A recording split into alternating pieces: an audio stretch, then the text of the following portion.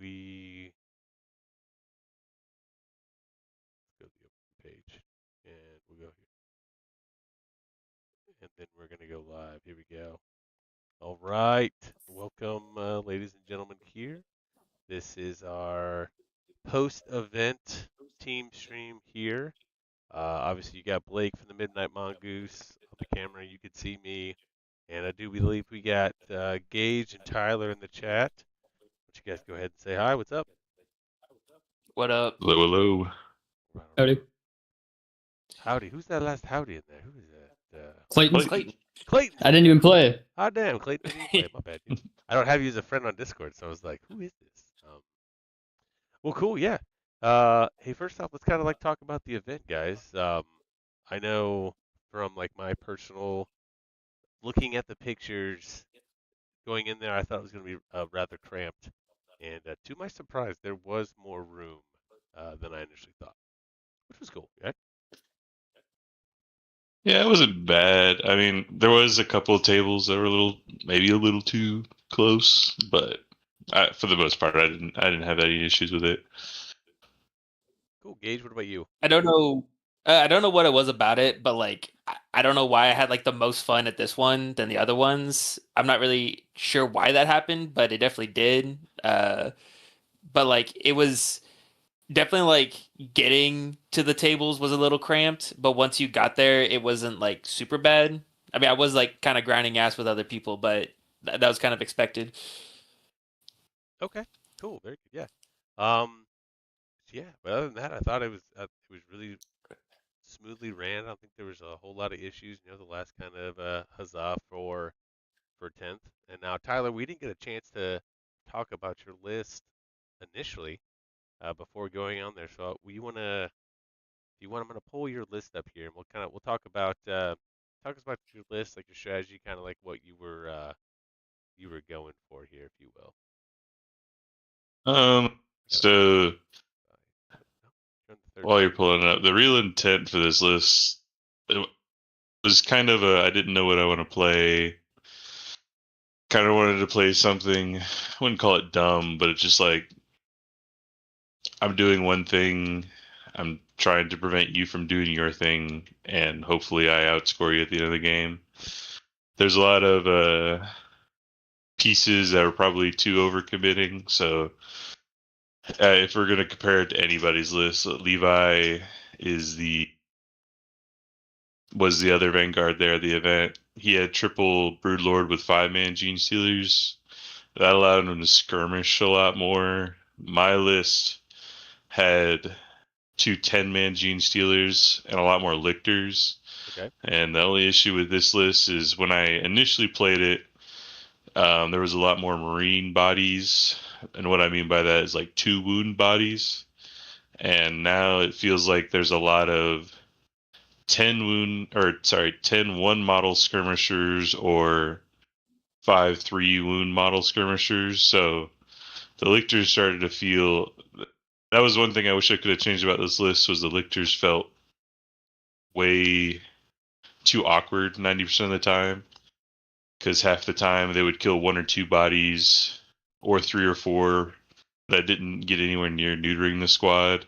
And if I tried to commit a 10-man Gene Stealer squad into something like that, I'm throwing away too many resources, blah, blah, blah, blah, blah. So I think this was a list meant for the earlier part of the editions, and I kind of wish I had a little bit of foresight looking at it, and should have brought some more skirmishing units, but it's kind of a trying to jail you for a couple turns list and hopefully neuter your big units while trying to keep you away from my more important scoring pieces. So yeah, no. It's the brief rundown of the list. Sure, yeah, no, it makes sense. And Father of the Big Cat says Tyler is the Norn god. I guess he was wanting you on that crusher, you know.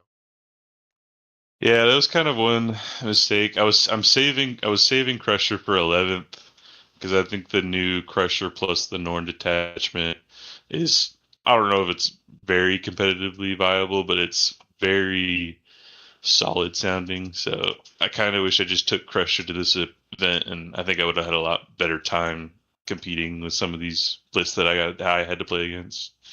Oh yeah, again, we'll find out once we go through the matchups. I had that very same experience while I was playing against a lot of folks. I was like, man, if this was Hearthband right now, I would be in a much better way. But let's go. Let's look here at. Of course, Clayton, you had busy doing stuff, right? You weren't able to come play on this event, were you? I was in New Orleans for my mom's birthday. Hey, man, that's a good reason to miss something for sure. Let's Wouldn't go. do So that. he says. So he said. All right. Well, let's look at the placings here. Looks like we had a total of 67 players. Um, and hey, none of us are on the last page, so that's good news, right? Let's roll the second page here, and we'll go. Let's go searching around, kind of see how everyone did. Let's see here. There's my man Jay, below average dice, also on those nids. I think he was playing the Subterranean Assault, if I'm not mistaken. Um, Yeah, I believe he was He playing. was triple Molochs. Yeah. Oh my good lord! Did Danny join the chat? He's back with us again. Heck yeah. Danny, we're going bottom to top to see where our people kind of placed that and how their games went. Now, here is Sean. Sean number 44. Tyler, did I miss you? I don't know where you're at in here actually, but Sean is the first one I saw, I think. Sean can't be here with us right now, but oh my gosh, my wife is saying I'm quiet again. I thought I had this figured out. Let me go. Let's go here, see if that's better. If that's better for the people at home or not for me, let me know. So Sean, right? So Sean here with his EC. My man definitely had a bad day, I would say. We actually played each other. I think it was round 3. I think it was round 2. I can't remember. No, it was round 3. Round 3, he and I played against each other too. And he's just to kind of sum up his experience with how his Defilers went.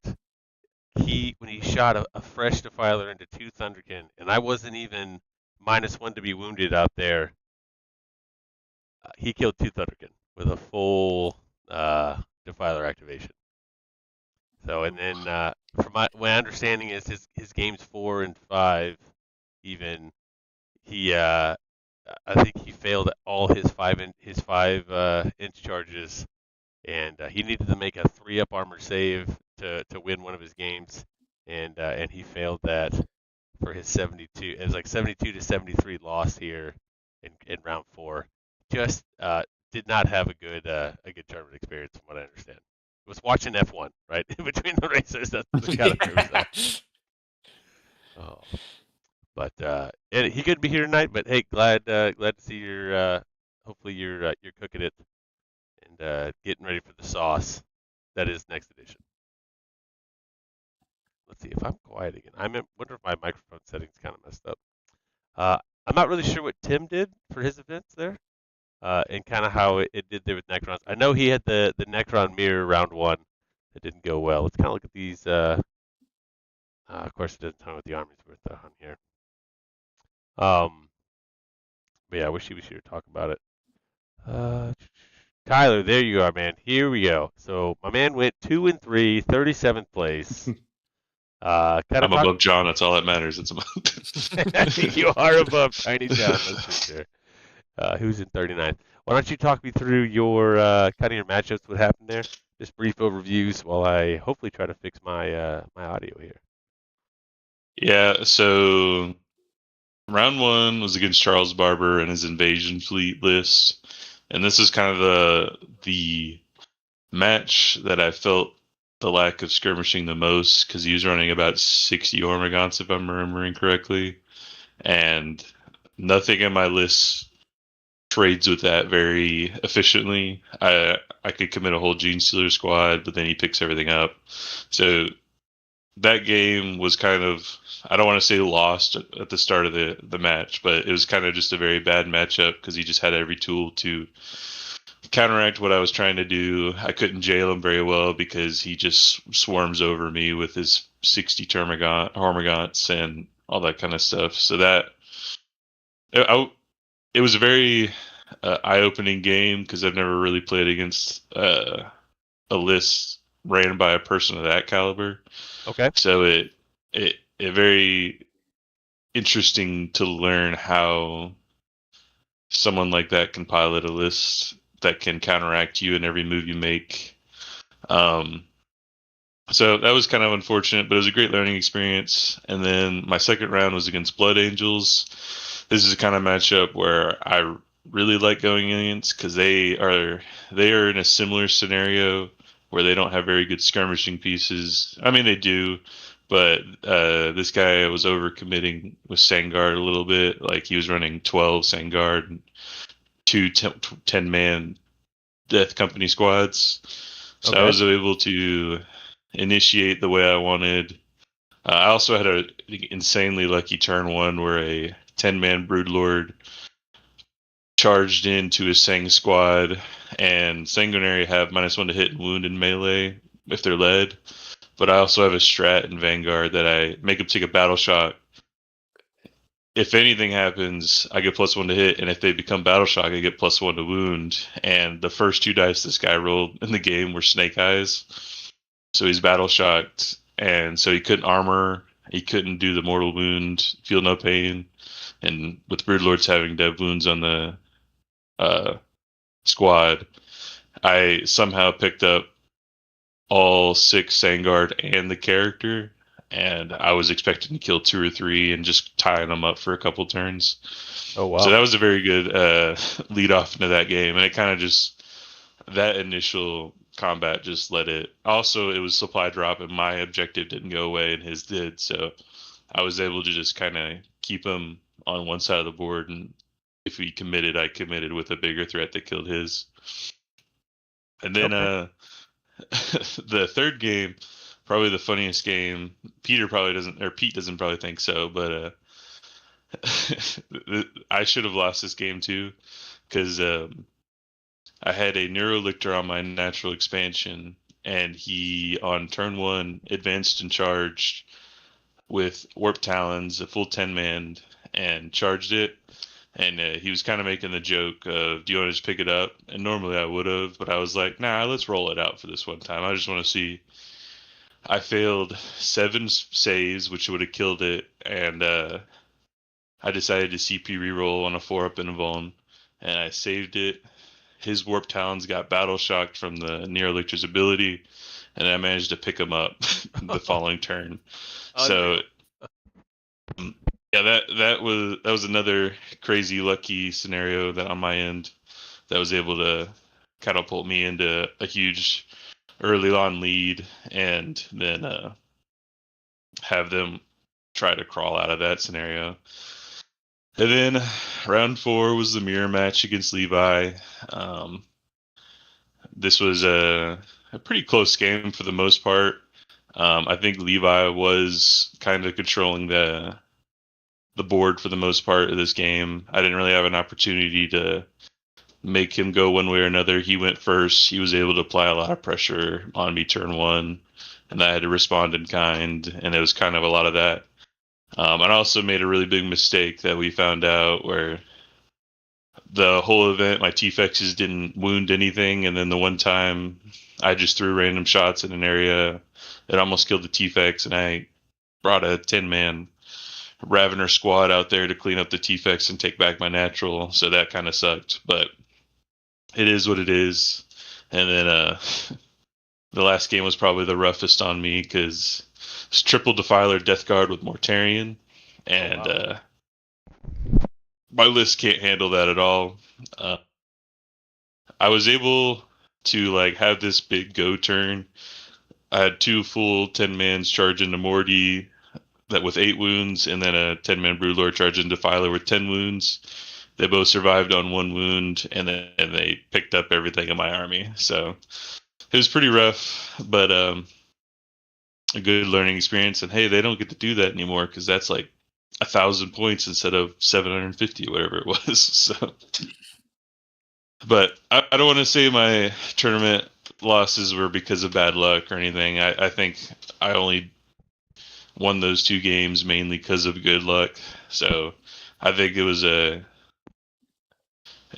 it's a weekend that I needed to be sharper on what I was doing, and it just failed a lot of the time. So it kind of brought me back to earth and realized what I need to be doing with my strategies more often instead of overcommitting with certain list archetypes. Oh yeah, and if you look, like you said, the caliber of player that you played against, um, you know, Garrett's good with that death guard. You had to play against Pete. You got Charles Barber. You got Levi there. Like you definitely had a difficult tournament, right? More difficult than most, I would say, or some. So, good job on you though. Thanks. Right. Let's see here. Let's go. We're gonna keep going up now. We're gonna go to the next page. We'll go to that top page on here. And look, see, and there's you got Pete right there, right? I got to play him round one into the Chaos Space Marines. Now, granted, I got lucky because I think that was like his first round or two playing that. But let's go to let's find him. Where you at, Gage? You're up there. He is. Gage, my man, going 3-2 with those guard. Why don't you So like, tell me a little bit about these matchups, my man? What's up? so the first round, um, it was a local from like Woody's crew. He was pretty new to the game. He was actually playing out of the Codex instead of like the list builder because he got the Codex secondhand. But super good opponent. Very like when there was a correction on rules because obviously the Codex is the Codex versus like what's actually up to date is very egregiously different. Sometimes he kind of took it all very well. And just like a super flexible player, lot of potential in that guy, and he was just like a pleasure to play. So there was actually 3 Baneblades at that tournament, and round 1, all 3 Baneblades were on that table. So that was funny. He had this issue where he like.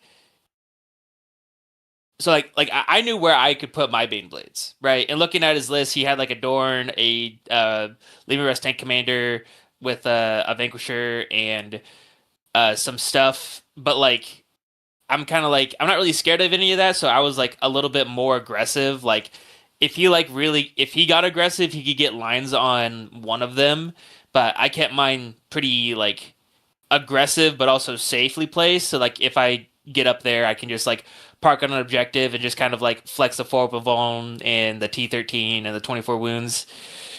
But he actually put his in reserve because like during round 1, I like measure out my 18 inches with move and the enhancement. So this Baneblade's moving. It was a Doomhammer. It was gonna move 18 inches and get a line on his Baneblade's butt. And I'm like, well, I don't really want to like do it to the guy. So I'm like, hey man, if I move up to here, I can get a line on him. Do you want to move it or like put in reserve or something? But it's like, hey, if you put in reserve, like I'm going first. You're not gonna have many good places to bring it in. He's like, yeah, I think I'll just end up putting in my deployment zone like in round 3 or something. I'm like, all right. So he was without a Baneblade for like the first 3 turns. He finally brings it in. He almost flash kills one of my Baneblades, but both of mine are super healthy. And then I just kept creeping up and just blowing up tanks. The second game with Ken, that was like I'm looking at the list and I'm like, yeah, this is the list that like I didn't want to go into. Like looking at all the lists, it was triple Riptide, a unit of broadsides, and just like I mean that was all the stuff that I'm like, man, I don't want to deal with this. So he shot one unit of shot his one unit of broadsides at my one of my Baneblades and killed it. Just out. Just one activation, blew it up, and I'm like, all right, like this is how it's gonna go. Because like there's nowhere for me to hide and all that stuff. So I kind of had to like I was aware that it was gonna go kind of poorly, but I didn't realize it was gonna go that poorly. And he was even like, "Man, I don't know if like that shouldn't have happened. It should have definitely died.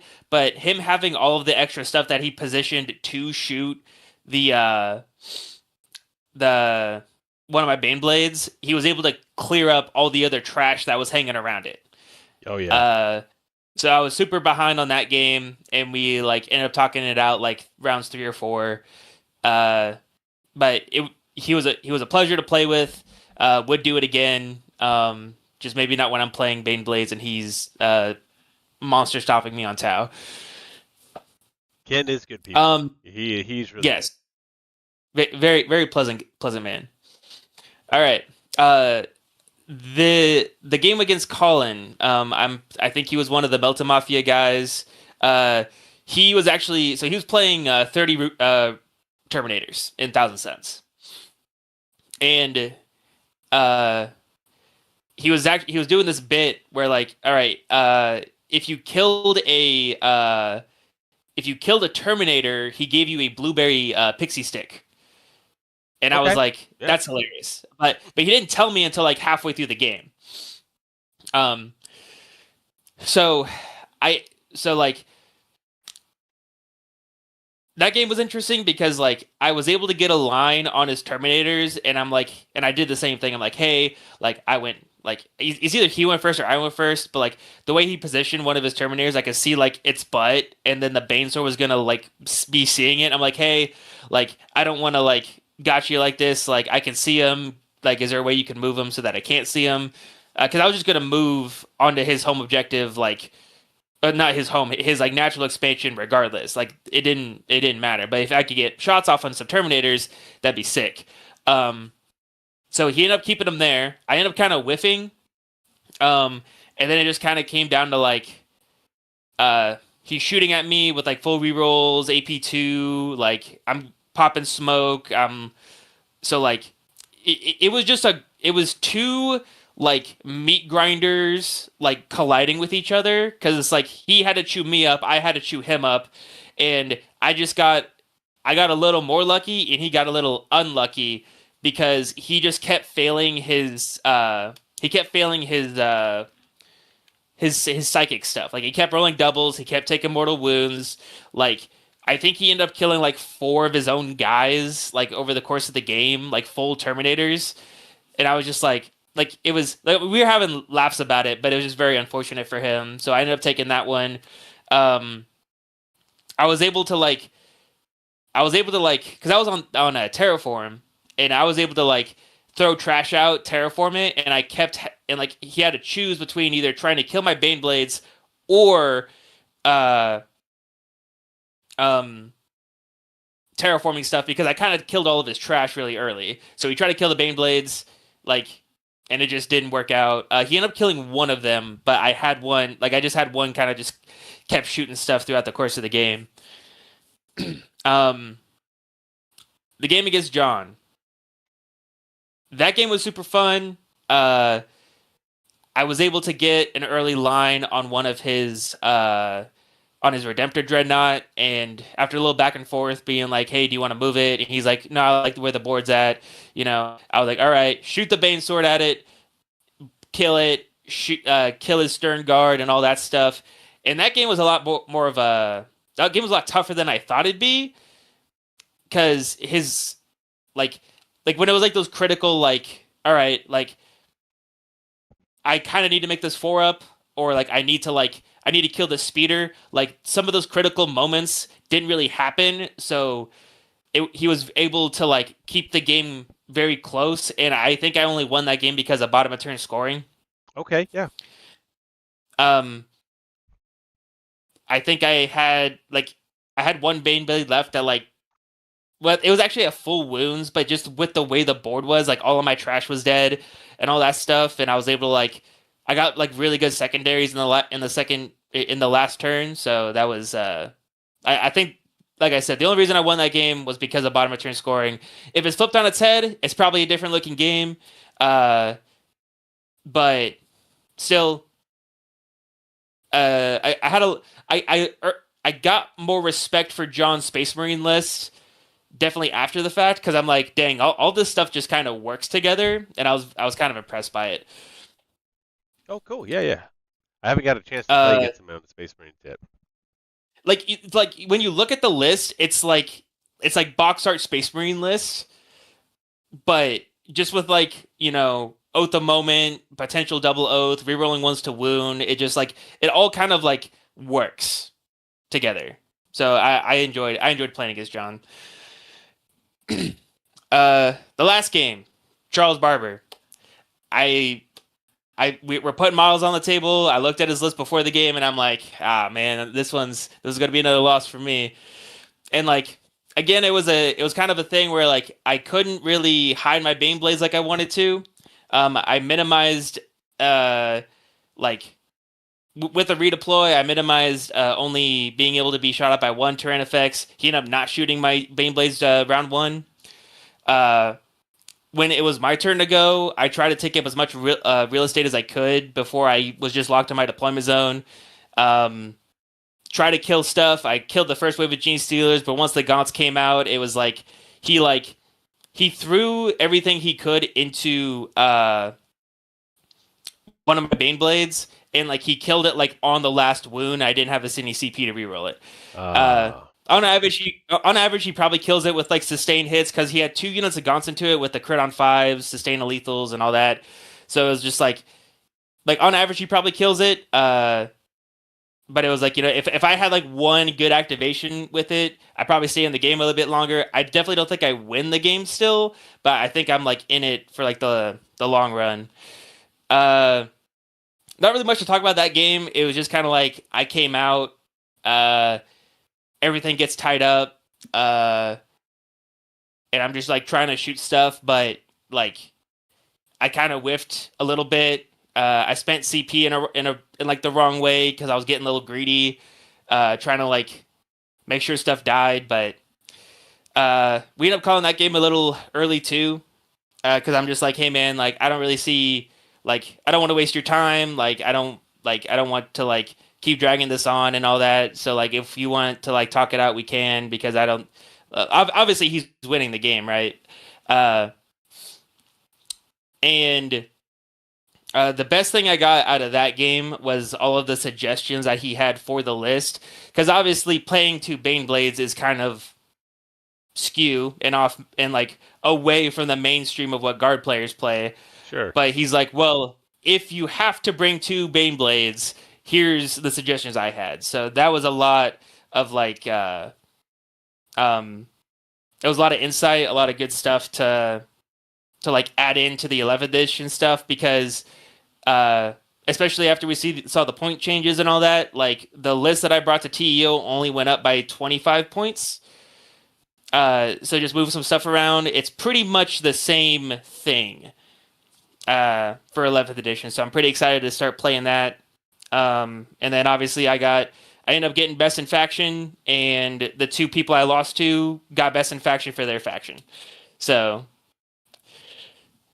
I mean, you couldn't be any happier with that, then, I guess, huh? Heck yeah. yeah, so I mean, I hit my goal, and that's why I told Charles. I was like, hey man, like I hit my goal. If I lose this game, I'm not too worried about it. Like I'm kind of surprised I got best in faction, but I think I just got lucky, like kind of towards that, because I don't think the other guard players had particularly good matchups in their last round either. All right. Good. Let's check it out here. We'll go to next on the list. Unfortunately, is me there. Also going 3-2, 17th place here. Man, what is how do we talk about these games real fast? Well, first off, we played into Pete round 1. It was what did it go, 80 to I think 36 here. And kind of how I alluded to last week when we talked about this before the event is that I was just testing things, right? So the big thing about the Mercenary Oath Band that I really enjoyed was that I got to choose what part of the army rule I'm in. And I'll tell you, this game here really highlighted the fact that I should have just copied and pasted my list from my Hearth Band, over to Oathband, and then just made one minor change. So, just quick recap, just so you guys are aware. I love being in the hostile acquisition for Leagues of Votan. I love re-rolling my charges and being +1 to hit if you're on an objective, right? And but this mercenary Oathband list, I really only had the 15 Terminators and 1 unit of Berserks, whereas in Hearthband I usually have another set of Terminators and another set of Berserks. So I got a lot more units that I'm trying to charge and fight it, right? So I'm playing against Pete here, and I mean, luckily AP3 Plasma is still really good into Chaos Space Marine bodies, and he brought no vehicles for his list. He was all Huron's Marauders. He was all either 3 wound or 2 wound bodies, and we were just able to cycle the pressure enough to effectively kill his models, right? And that's kind of like where it was. And his list name was he's just trying to learn the army too. So we were just a lot of good back and forth, a lot of good activations in each other. I just kind of got on top of this, and like I said, I didn't go into fortified takeover the entirety of the game because I'm stress testing what we can do. Then to bring it up, we go into round 2, and we play old Jonathan Larson after lunch, and he's on guard, and this is the 4 Dorn list guard that also had 4 of the new hippogriffs, a couple horses, and like that was about it. There wasn't a whole lot, 1 engineer squad, what have you. I went first here, and I was able to jail him a little bit because I got the good scouts off. I was able to get my what are those people called? The Jaegers out because it was on search and destroy, right? Those corner deployments, and I was able to charge a unit of hippogriffs. I charged. I tied up some engineers that had hit with indirect, and then he heroic in some horses, and I think he killed 1 or 2 Jaegers, which was phenomenal because I was able to keep him jailed in there that turn. Yeah, Jake, it was kind of worse than Murderer's Row. It was a little rough out there, let me tell you. But he used his hippogriff so effectively and those Dorns to push up. Oh, he had some Hellhounds too, and I had to use too many resources to pick things up where the Dorns could just snipe you out across the board because layout 6, right? A lot of shooting on there. I definitely I failed the charge with my with Barrick and the boys too, so they never even got to activate to fight anything. It was very sad, a sad game. And the main takeaway I'd have from here is I shouldn't have put into reserve both sets of Thunderkin. They should have been on the board to better have an effect in this game, where it was. At the end of the game, I think he had 1 Dorn alive on 7 wounds. He had another Dorn. I think it only had like 3 or 2, and passed his battle shock or what have you. And when you got that, I can't remember the name. Was it supply drop where all the objectives go away but the center? And until when you can plop 2 Dorns on there, there just ain't a whole lot you can do there. But great game on to Jonathan there. Round 3, like I said, had to play against Sean, and again, Sean he had a rough time. It was so wild. Like when he brought one of his defilers out, like I said, he killed 2 Thunderkin. We picked up that defiler, and then there was a point in the game. I kept telling him, "Hey, you shoot Bury, he's gonna blood surge. You shoot Bury, you're gonna blood surge." And he decided to, and it was round 4, I think it was. He shot Bury with his Maulerfiend, and it blood surged into Sean. And it tagged his Defiler, which was the closest one, and then of course Bury fought and then picked it up. And I got to keep the objective or what have you. Um, and he was just like, again, he was over it. But always good to play against Sean there. Then day 2, we played against man. I'm gonna say his name's Gia. I don't know how to say his name, but one of the Georgia Warlord guys. He was on Space Marines. I didn't want to play this this matchup because the thing that really crushes Votan, right, is a 2-up armor, not on objective, and pop and smoke, right? And he had the 2 Retbecks that I don't think they ever sat on objectives. There was a pivotal moment, and it was in turn 2. Again, I'm going second, or going first, correction. And I had rapid ingress. I had been turned. No, it started turn 3. Excuse me. In turn 2, I had rapid ingress some of my 10-man Terminator brick behind the ruin, the big L-shaped ruin for layout 1 to make a play for the central objective here. And up north on the topmost objective, I got Bury out with his Thunderkin, and it was like a 5-inch charge to get to his Dreadnought, the shooty one, the Ballistic Dreadnought, and I failed the charge, and I was kicking myself because I had switched over to Fortified Takeover, and I CP rerolled this charge and I couldn't make it, and so I'm sitting there thinking about what I'm going to do, and I had the call with the 10-man Terminators, and it was a 9-inch charge to go through the objective in the center and to go into Calgar with the Victrix Guard. And I remember looking up at G and I said, well, I failed the easy charge there. I really don't want Calgar and some Victrix to charge into me and fight first. I'm like, I'm going to charge. I'm going to do it. So I rolled a 10 on the charge. I was able to get 7 of the Terminators to fight, plus the call. And I had one character, the Terminator, that was towed back in on the center objective. So I had the +1 hit, so I'm on objective. And I had to juice this squad to the 9s.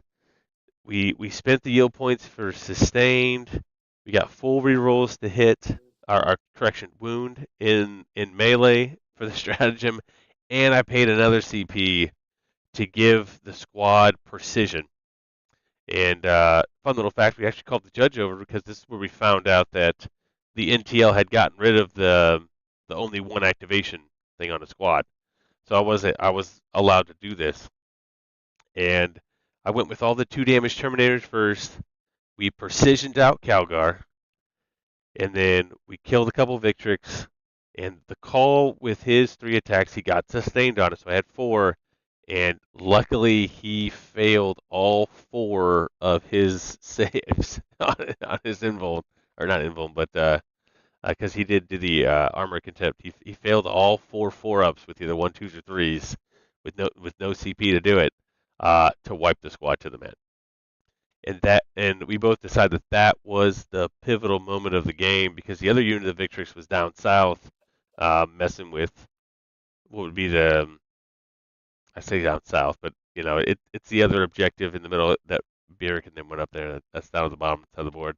And he didn't want to ever pile into Barry that was down there, and kind of, I just kept move blocking him, so he couldn't really shoot at them. He couldn't because he was just going to keep blood surging into him, and that got us the game. It was a very close game, but when you talk about it, that's what it took for the melee to be good. First time I got to use the precision strat, and it's also the first time I did the full wound rerolls in melee. And this has really got me hooked on Mercenary Oath, man. Like the power in this detachment, so good, and it was such a great moment in the game. And then coming off of that, and that was the pair up, by the way, because Geo had gotten in one of the rounds, I think it was the 3rd round, he had gotten a tie. So we got a pair up there. And then we get paired up again into John Harris for the 5th round. He's on his sisters. He is the man who had tied Geo in there. So again, I got another pair up because here I am with my loss, and I'm scrambling up here. And we play a game. I really should have looked at his list a second time. I should have gone fixed with Assassinate and Bring It Down with the amount of stuff he has here. There was a misplay here on my part. Bury gets shot at in one of the turns. I think it's turn 2, turn 3, where I blood surge close on the objective, and Bury had already died earlier in the round, and so he was able to then charge him with a execute. What's the battle cannon one? Somebody help me out. The sisters about tank with just the battle cannon. Castigator. Castigator. Yeah, he charged me with the castigator. He tank shots me exactly for the 3 wounds that Bury had left at this point, and now he's got 2 or 3 OC on the objective. I only had my call, and I could not. It was a 5-point swing there, right, on linchpin as well, because I lost that objective. Very sad. There was my indirects. I brought the one thing of Earthshakers. You were thinking, oh man, these Earthshakers will be super good into sisters, and we could hit for days, right? I would get 14, like 15 hits. It's wild. I couldn't. My wounds for 2 ups, I just couldn't wound these things. Or if I was wounding the sisters of battle, he was making all the saves. He had so many sister squads that had 1 wound on a battle sister squad, or he had 1 wound on a seraphim or whatever. And I'm just like, I can't kill these things to save my life. And then he ends up taking my home, I think, on turn 4. So even on turn 5, I only get 3 points on primary for having 1 on linchpin.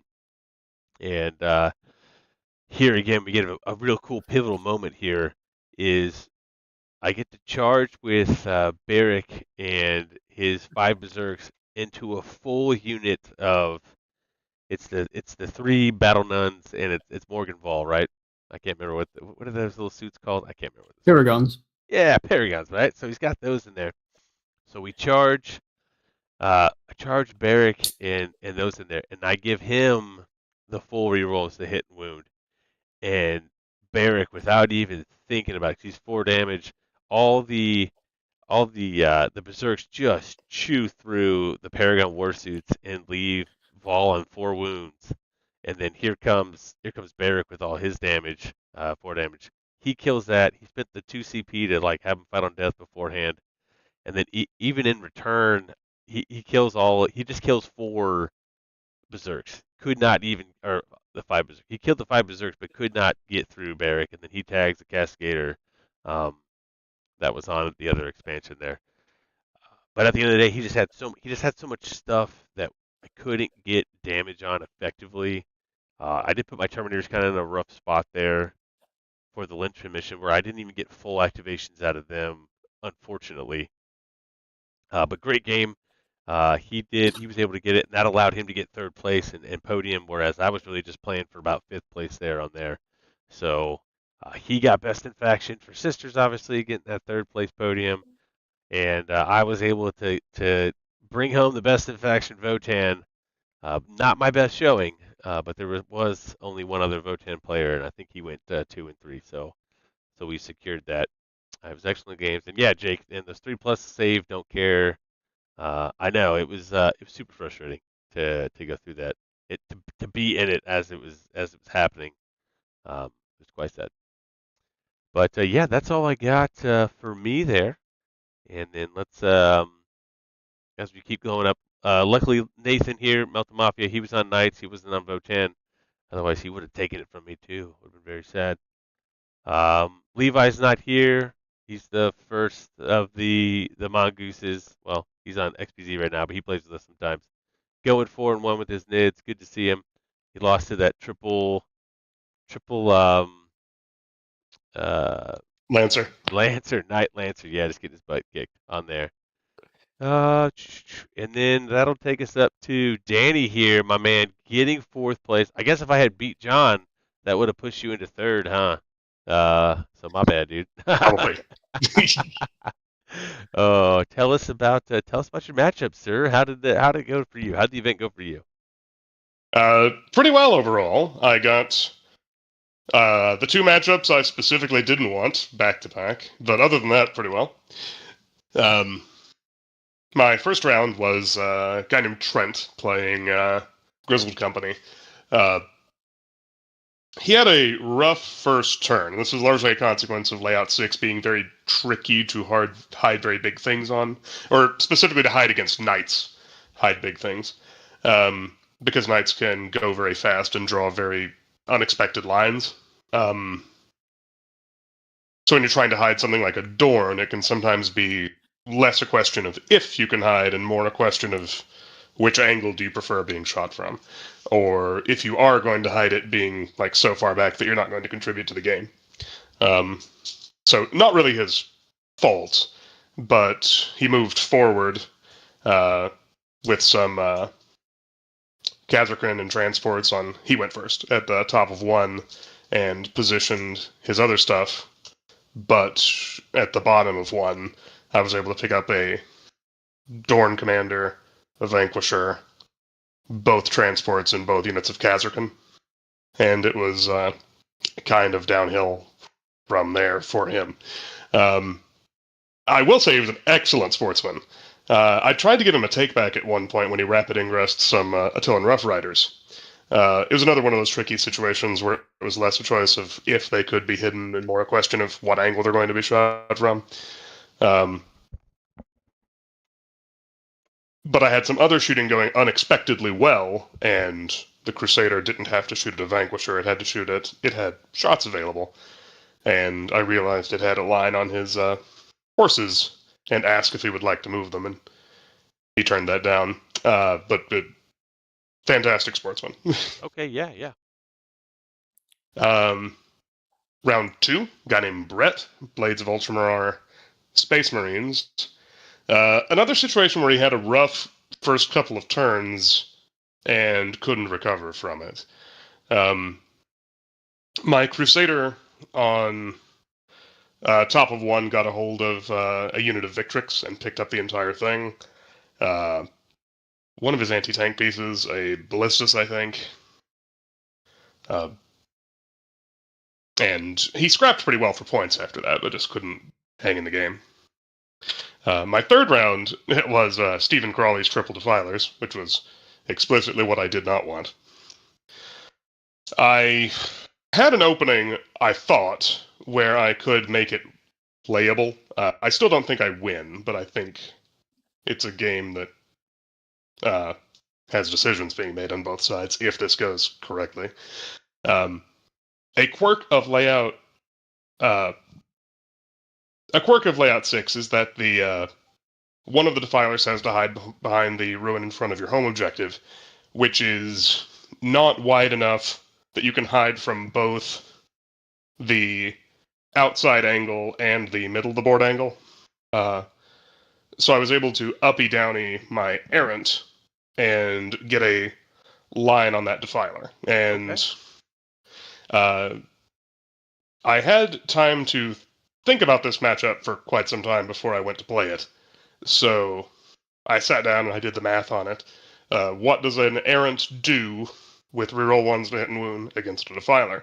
It has about a 2/3 chance of killing it, before accounting for a rerollable 8-inch charge. Okay, yeah. Then I figured if this goes correctly, he's only got 2 Defilers left to kill the Errant and to kill the Lancer and Canis that are coming up on him.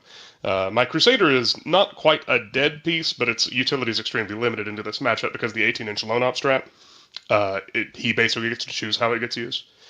And the likelihood is that he kills the Errant and then Canis and the Lancer smash into the other Defilers. Now, he still has other things coming in, Mutilators, Obliterators, Terminators, which I think would have made it a very difficult matchup for me to actually win, but hopefully there's a toilet bowl situation in his deployment. But in reality, what actually happened is I dropped this Errant, he overwatched, rolled 4 6s without rerolls to hit. I'm pretty sure this Defiler was outside of Abaddon's range. And I rolled astronomically high on saves, but he still did, after saves and field no veins, 16 damage to the Errant. He would have one-shotted if I'd rolled an average number of saves. Unreal. Which is exactly enough to bracket. And it turns out the math is very, very different between hitting on 2s, rerolling 1s to hit and wound, and hitting on 3s. Yeah, I had 5 shots, I dropped 2 2s. So the Defiler got to live with, I think, 3 wounds, which meant that he had 3 Defilers shooting at me instead of the expected 2. He picked up what was left of the Errant, the Lancer, and all but 2 wounds off of Canis in a single turn. I didn't have a chance after that. Okay, yeah. So I went to bed a little disappointed, emotionally scarred by my triple Defiler experience, and woke up the next morning to discover I had been paired into the only other triple Defiler list. That's Garrett's Death Guard. A great player. The situation was that I believe I went first. Let me double check that. Yes. So I went first and moved forward Armigers. I noticed that his only credible anti-tank was the Defilers, so I tried very hard to make them commit into Armigers. I was able to move 2 knights up into the Dorito of safety, the Errant and the Canis. And I was able to get my 2 Armigers onto the middle objective and my natural expansion, which which would normally have been fine for him, but he drew secondaries that compelled him to try to kill the Armigers. A quirk of layout 1 is that the bunker in the back, the big L-shaped combination of ruins that you can hide all those Defilers in, is exactly wide enough that a Defiler can get over it, but it has no freedom of movement after that. It has to go in a straight line directly forward, so you know exactly where it's going to land when it comes out, which was well within range that Canis and the Errant could come out and be within an inch of them. So when they came out, they were going to be hit by Canis and the Errant, which is what happened. Mortarion came up as well to enable shoot back on one of the Defilers that had poked out to shoot. So he shoots at the both Armigers, picks up one of them. The other one survives on 1 wound, which really surprised me and was a huge point swing. But when I have my go turn and get to swing back, I take shots on Mortarion with the Errant and Canis, trying to eliminate the shoot back before I did any shooting on anything else. And was able to shoot him off the board with just, I think, the Errant and Canis. Oh, wow. The Crusader shot at one of the Defilers, now that Mortarion was out of the way, and knocked it down to 2 or 3 wounds. It barely lived. But the other Defiler that had poked out, like I said before, I knew exactly where it was going to come out, so it was well within like an unfailable charge range for Canis. Canis rolls in and punts it to the moon, like he usually does things in melee. But it explodes, and the explosion kills the Defiler on 3 wounds. So he's left with 1 Defiler to play the game with, essentially. He still did a very good job with his Death Shrouds of making it a close game. But he had a very rough first turn or 2. Yeah, hey, chat loves the way how you're breaking this down. By the way, they're really enjoying your methodical. I assume that is sarcastic on their part. I'm probably over explaining. My last round was Eric playing Adeptus Sororitas. I think he was experiencing some kind of food poisoning at the time. He was not his best self. But he still gave me a really good game. I had underestimated my previous experience into Sisters had been against Jake, who plays a very different style of Sisters list. This guy was playing Hallowed Martyrs and had a lot more little trash trading type pieces, which was a really uncomfortable dynamic for knights to play against, because I can kill those, but I have to expose expensive things to do it, and he gets miracle dice when I do it. So it was really tricky to play around.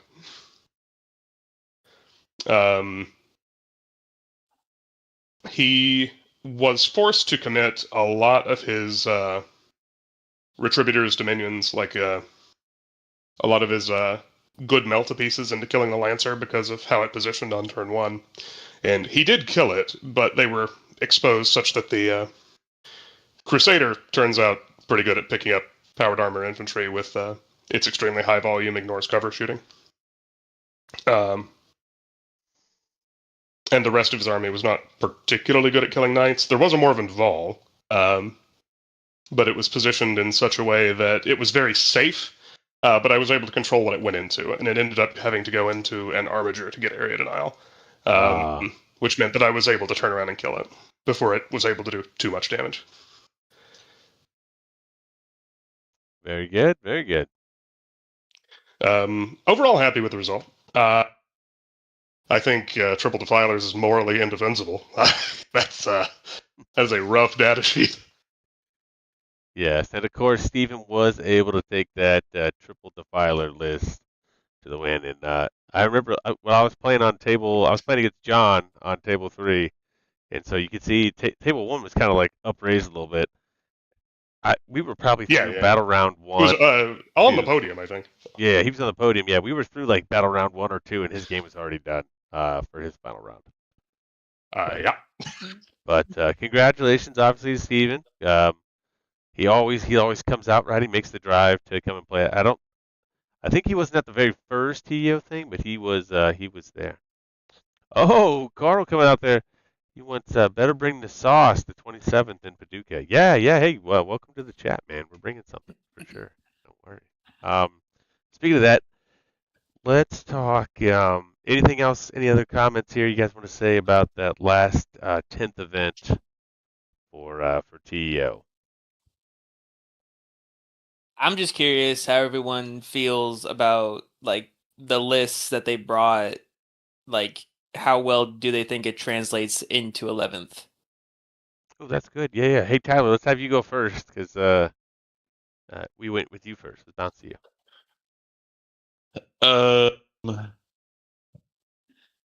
Sorry, my computer's freaking out right now.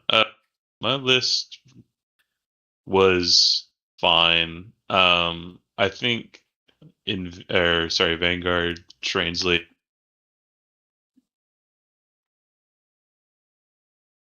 Oh, I think we might have lost Tyler there.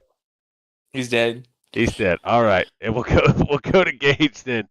Gage, how do you feel? I think you kind of highlighted this when you talked about the end of your matchups, but how do you like your list going into 11th with the dispositions available to it?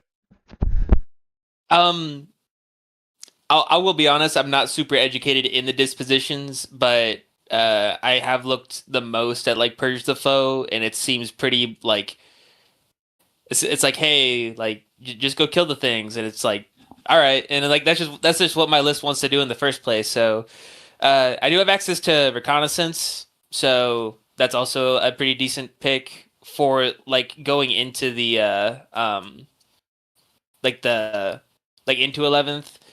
But like as far as like units go and stuff like that,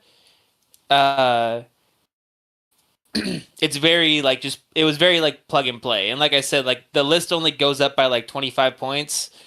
And then kind of making room for that like potential infiltrating scout sentinel and stuff like that. It's just kind of like it all came down to like being roughly the same.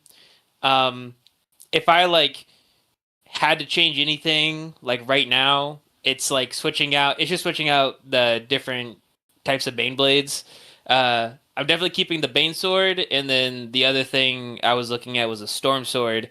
Both of those ignore cover. I think ignoring cover is going to be like if you have access to it in your army, you kind of need to bring it this go around. I will say I think the list in 411th has a little bit less chaff, but I think with Purge the Foe, that's not as big of a deal. No, I agree, right? I feel like when you see these Purge lists, they're going to be the ones that are trying to bring still the big Death Stars, right? To bring these big activations to make sure they're getting the kill on either something on objective or something that killed one of your stuff, right? Yeah. For sure. Danny, what do you think? I know you're going to ATC. You're playing with your local club down there from Columbia TC. Eight mans, I believe, right? What do you how do you think it translates? What are your shakeups here? If you're asking about the list I just ran last weekend, it barely changes at all. Like a lot of the most meta knight lists that run like triple Lancer or double Atropos or stuff like that, those have been hit very, very hard by the meta tax where you're taking additional models costs more. I've never really done that. I've never done duplicates of anything that wasn't a preceptor, and the preceptor is trash to begin with.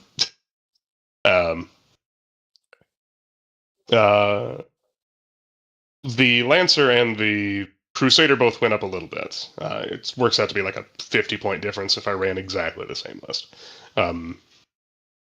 But some of the other things I was interested in for Freeblade did go down, like the Defender. I think the Defender has a lot of play in Freeblade. That said, I think I want to go back to Gatewarden. I have over 100 games of Gatewarden under my belt. It's my favorite detachment. I played Freeblade there at the end of the edition for a change of pace.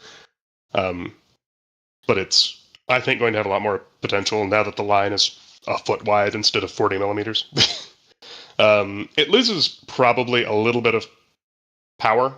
Ignore hit mods is a slightly weaker modifier than it used to be because stealth doesn't do that anymore. But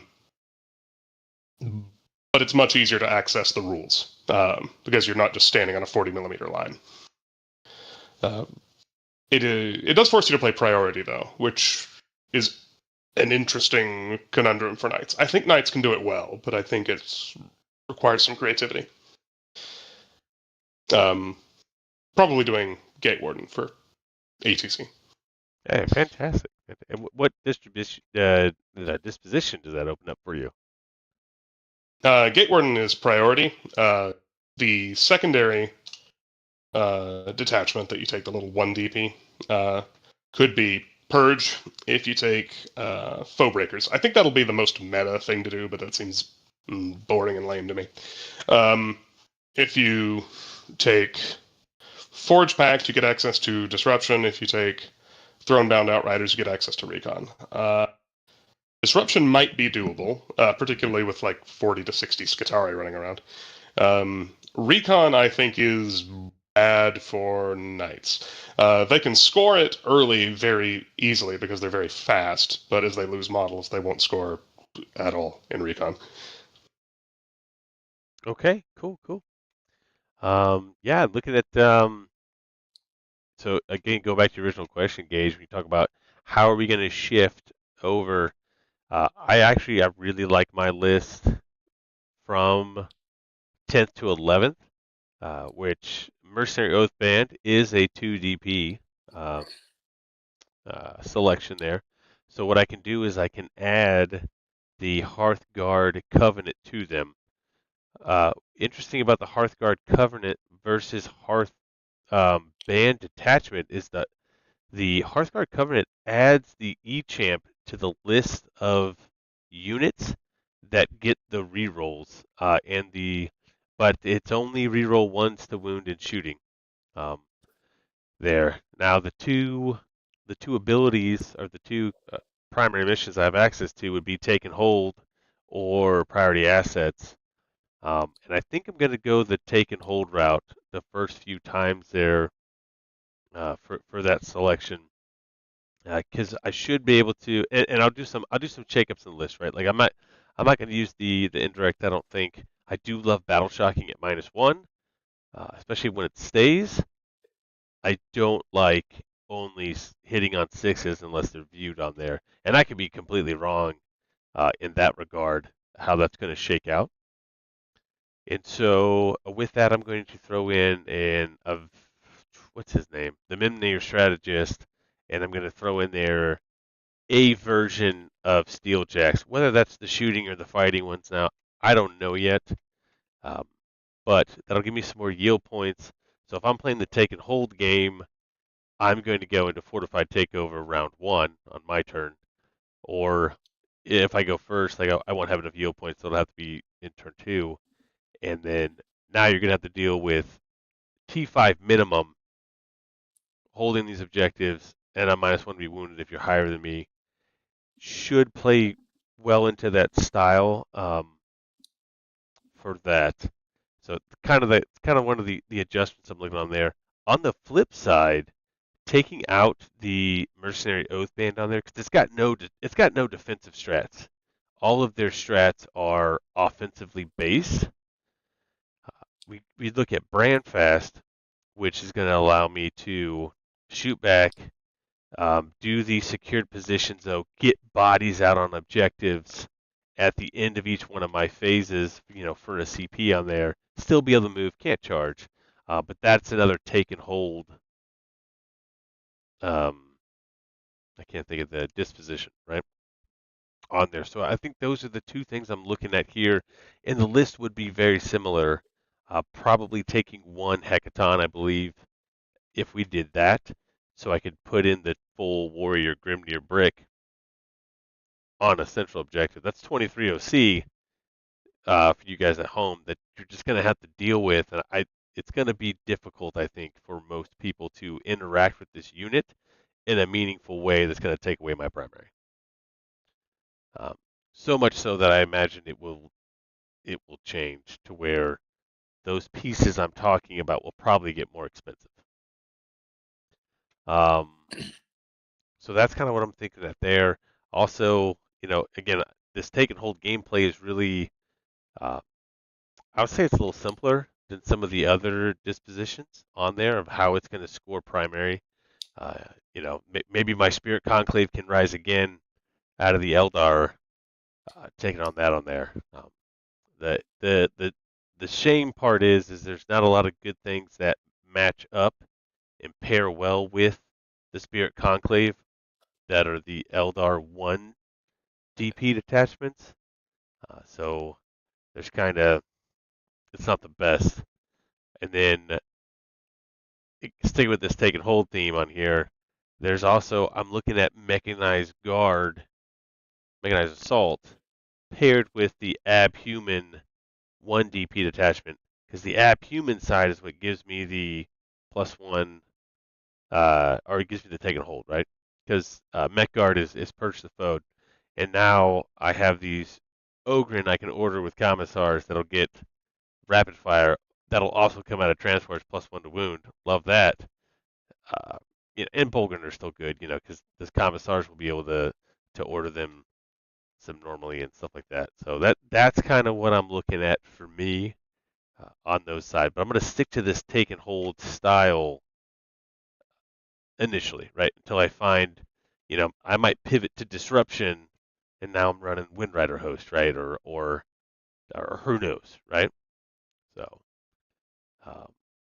but yeah, Andrew apparently is going to bring 20 to 40 Terminators and 3 Redeemers. That just sounds disgusting to deal with, and nobody wants to play against that. I think Tyler's back. Tyler, are you back, my man? Yeah. Yeah, you asked the question, and I went into like a 5-minute rant, and then I noticed that nobody was responding to me, and I guess my Discord crashed or something. But I think you died. Yeah.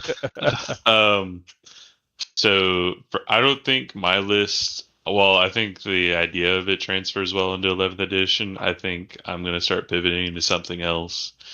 If I plan on staying with bugs for a while, just because I think they've got a lot of general buffs, especially with the battle shock changes and psychic changes. Having ignore mods in all my shooting, and having battle shock potentially be a lot more dangerous than it's been in 10th edition. So I think my list is going to be pivoting more towards. I'm obviously going to try Crusher because that's my baby. I love playing Crusher. I love my triple Norns. It sounded like, or at least with my list, tinkering 4 Norns is going to be the easily achievable to a degree. So I'm really looking forward to getting into that. I honestly think Warriors might have a spot again. Just because Tyranids have a lot of access to basically giving everything cover and -1 to hit, just with their general data sheets. and they can, with Vanguard being 2 and the Warrior Detachment being 1, the Wing Tyranid Prime gives advance and charge out to the warriors that I want to give them to, because the Wing Prime is a Vanguard unit, and having that 5-up and Vuln, and then having -2 to hit if I set it up correctly, and all this stuff, I feel like is going to be pretty interesting to say the least. It is a take and hold disposition. I haven't delved into that crazy hard right yet. I'm kind of weird where I need to kind of see how it plays on the table before I appreciate how good or bad it is. Crusher is going to be leaning towards Purge, which I think is good for that kind of layout, but I kind of wish it had which the Norn detachment gives it take and hold too. So if I think that I can lean more towards that, which Norns typically do, I think I'm going to be leaning on that pretty hard. I'm interested in other builds of it. I really liked how Charles Barber's list functioned at this event. The invasion fleet with Hormagaunts and being able to set up these crazy turns. That did get a lot, I wouldn't say a lot worse, but it got worse in general with the 11th edition. So I've been messing with that, and I'm also looking into playing Gene Stealer Cults. I think Gene Stealer Cults got hit really hard in these balancing slates. I feel like I think I looked at one of my old lists, and it went up like 150 points in general on how I was running them. So that kind of hurt to see, but it's got some funny combos you can do. So I'm really interested to see what 11th is, but I think it's going to be pretty different from what I've been playing these past few months. Yeah, no, perfect. Perfect. Yeah. I think taking hold when I'm looking at it, it just seems like it's middle of the road, right? Of where it's going to go. It's going to score decently. It's going to be easier to play on the brain, So when you do these 3-round events each day, it's like, okay, cool. I need to stand on these. I used to say circles, but now I need to stay in these terrain ruins, right? And I'm going to stand there, and I'm going to score me some points, and hopefully I can kill a few pieces that's going to stop my opponent from scoring. It's kind of like my thought processes. But I haven't seen. All that being said, I haven't actually looked at the secondary deck, and then hopefully on Saturday we'll pick that up from. I got mine at Guildball Games. Shout out to Mike and Joe and the crew out there. So I'll be able to pick them up and really go through it and kind of see, okay, is this something that this list I've made? Do I have enough scoring pieces? Do I have the speed?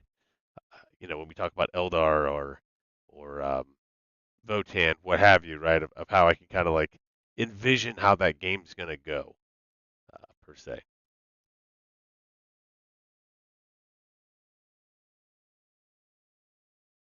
Well, all right, guys. As always, I think this is a pretty good stopping point. I think for this discussion, we talked about the event, talked about the future event. Um, look for there's a 5-man team event TEO in end of August. Definitely look at there'll be a Mongoose team 2 or 3 there. Really looking forward to that, and I know I'm not. I'd love to, keep doing these discussion, guys, getting the team together, having open dialogue, talking, seeing what's going on. It's really been. I've enjoyed it. I hope you guys have done the same too. Yeah, it's been a great time. The last 5 minutes of the conversation I got to just hang out in. I enjoyed listening. Yeah, there's Michael, right, coming through here. Didn't even know you were there. What a legend. Oh yeah, What a legend. snuck right in. All right. Yeah, and then as we start getting more to these events, like I said, the next one's going to be next Saturday, um, going out to Paducah. Wood Ogre Games going to be playing at their first 11th RTT, and I feel I have been trying to get out to one of Woody's events all of 10th, and it was always fell on a weekend. I just couldn't get there. So I'm super stoked. It's my first time making the trip out there, um, supporting that, and who knows? Maybe he's got some juicy models on that second hand I could pick up. I'll be looking out there. Probably not gonna find any defilers though. Well, I got one of Jake's defilers upstairs in my cabinet. I still have his T-Sense one. So if I really need a defiler, I have a pocket defiler. That's just sitting up there. I know, 300 points, you might be able to find a lot of defilers. Oh yeah, that is true. 300 and then 330 for Pathbound, which is regular CSM. Oh boy. They deserve it, every bit of it. Yeah, why Night Lancers, honestly, not 415? No, I was wrong. They need to go more. I don't know. But Danny did say the triple Night Lancer list needs to go sunset, and it did. It got punted into the stratosphere, right? Well, the triple Lancer double Atropos. You can still run triple Lancer. Yes, but who would be so uncivilized to run triple Lancer in 11th? Not a single mongoose, I'll tell you that right now. I don't know. Danny with the evil laugh. I think he's got it brewing in the back of his mind. No, I'll never run triple Lancer. Oh. I don't like paying meta decks. I think paying more than the base cost for a model is... You have to have a very good reason to do it. I'd like you to address my Rogel Dorns in a respectful manner and explain to them why a Rogel Dorn tank commander is 5 points more than the Lion, and my second one is 20 points more than the Lion. Well, also, I'd like to say rest in peace to the Avatar Kane. He was the only model that have damage that was still T12. Now he's T11. Pour one out. Oh, pour one out for the Avatar Kane. Pour one out. The head guy. Pour one out. I didn't see the Avatar of Kane enough for me to be like, oh yeah, this guy's a problem. I think I ran into one at Rocky Top, and I was just like, all right, 6 last cannons be upon thee, and that fixed it. So I don't know. Yeah, I ran into him once at ATC in April, centered my whole turn around killing him, and left him on 6 moons. I was like, well, I guess it's time for Nork Dead Dog to charge in. And my boy did 6 mortal wounds to him. Clutched up. Nork did put in some work for you at the Sun Mall that will not be discussed again. Oh my god. the human microwave. Oh. I do want to hear what Clayton is thinking about for Dark Eldar. Oh, heck Or yeah. if he's even going to play it.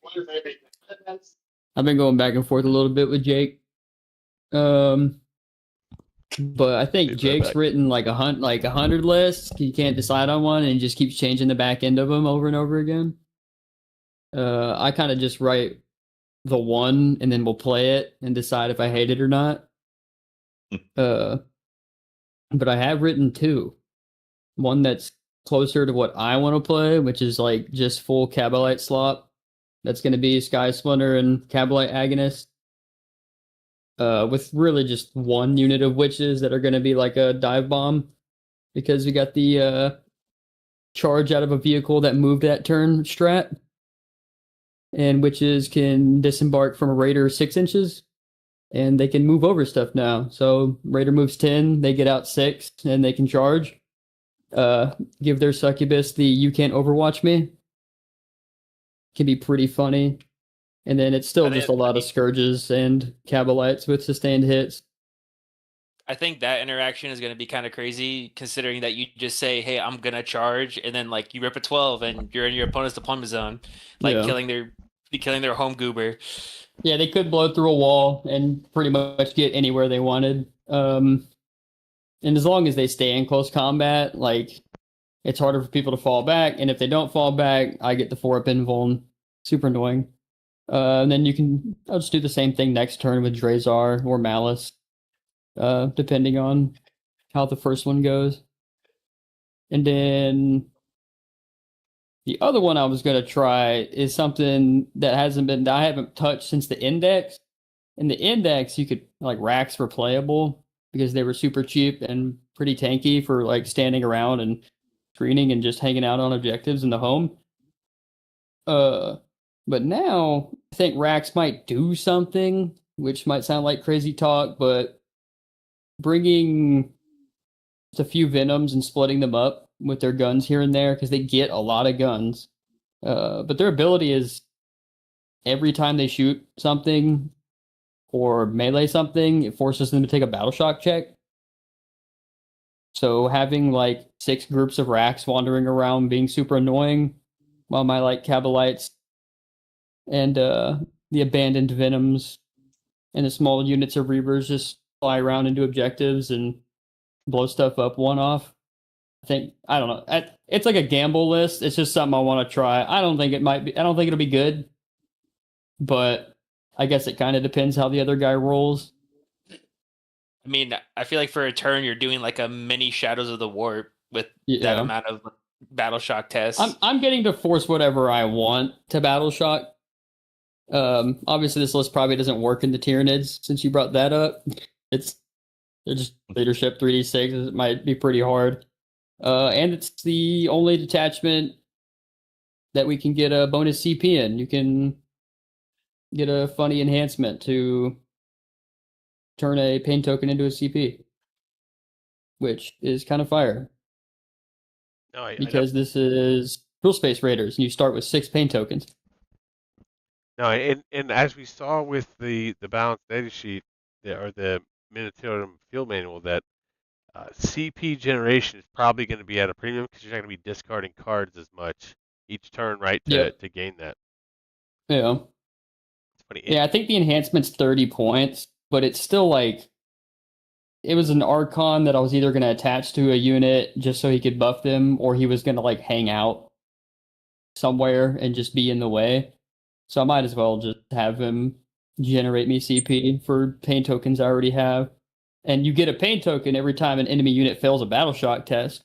So if I'm forcing 4, 5, or 6 units a turn to battle shock tests, I should be able to get 1 or 2. So pain token economy might just be insane in this list. Oh yeah, 100%. I don't know. Andrew's in chat talking about what did the old Beastmaster used to do that got legend? What he used to do? In Index or the Legends profile? Because I played. We had the Legends tournament, and I played my Beastmaster pack. Okay, yeah. What do they do? They scout 9, they move 12, and they reroll their charge. And they are just a fat block of wounds that is really annoying to deal with. That's pretty much it. It's just a mountain of close combat attacks that are all like a fat block of wounds. Inconsistent for the most part, but their pain token ability is just to reroll all hits and wounds. So I don't know, they can blow up something of equivalent points, like your average like JPI or Marauder like dude standing in the middle of the board, or they can just gum up the enemy natural expansion, which is kind of usually what I use them for. Like, oh, you planned on walking over here anyway, I'm just gonna like fry the guys you started near it and then try to take it from you, so you have to move more of your guys to the left. Unfocus their strong side. Oh yeah. I wish I could still play them because they're just the best dive bomb. Good at jailing the opponent, I would think, huh? Oh, absolutely. When they went away, that's when like the Index went to the Codex, they got Legends, and then Hellions got buffed. So then that's when we saw the Hellion era. And Hellions are nuts still. They're just they fly around very quick. You can rapid ingress them because they naturally have deep strike, and then they can go wherever they want. And the pain token gives them an extra attack and extra strength. They're all AP1 damage too, sustained hits. They just slam. The Hellions are great. And then their Witch Cult unit. So in Spectacle, which was the more popular attachment, they're already just fire. And then Reavers started coming around a bit more too, because being able to move that fast when you get that guaranteed 8-inch to your run, plus you're already at, I think, 16-inch movement, and then all the weapons have assault, including the Strength 14 AP4 Melt-A-Gun. It's kind of funny. Straight 14 and Reaper's Wager. In Reaper's Wager, you get a advance and charge. So you're pretty much probably always going to see a fat block of Reapers in there, and just like what I said earlier with Sky Splinter being able to jump out of the vehicle. It's just better if you do it with the bikes, because now I don't have 2 units stuck up board. I can, if I don't want to, I can just commit the 1 and they'll blast into something and do a bunch of damage. It's there, but it's still glass cannon. I mean, even my bike units are only a 4-up save with 2 wounds at T4. They usually just get deep fried by a lictor. Or, I don't know. 2 Tyranid Warriors. And then what? Scourges being in Melta range with their heat lances at a deep strike? Yeah, I had a whole yap session like in private about how I'm like, I bet they don't change the Melta ranges, even though they changed the deep strike range. And I was right. So like Scourges also have, which I don't think anyone's ever seen anyone take one of these. So if you didn't know, Scourges can take a heat lance, which is 14, AP4, D6, Melta 3, range 18. So they can deep strike in and be within 9 and get that D6 plus 3. But with the new rules, I was informed that if you've rapid ingress or deep struck in, you can't shoot and scoot on the same turn. I don't know if that's perfectly true, but that's what I was told.